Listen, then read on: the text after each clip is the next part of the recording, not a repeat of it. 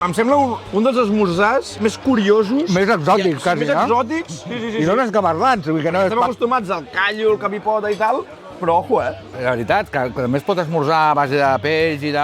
Avui estem a la Costa Brava, però cap al sud, a la costa de Tarragona, hi ha llocs fantàstics, on, per exemple, al Cortijo, a Tarragona, al port de Tarragona... Hòstia, ens n'han parlat. Et pots menjar un romesquet... Sí o no?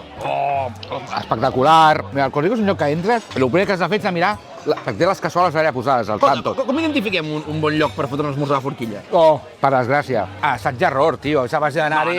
No. Hi ha gent que té molta tècnica darrere això, Albert, que s'ho estudia, que s'ho mira per Google, que mira les fotos, les ressenyes... Ara mateix teniu una aplicació al boca-orella, no? Però normalment, si tu veus un lloc que tenen en el mostrador o allà en les cúpules aquestes refrigerades, coses cuinades posades en allà, això, bé, perquè el que ensenya el que fa vol dir que està orgullós d'allò. No té por. Entens? No té por.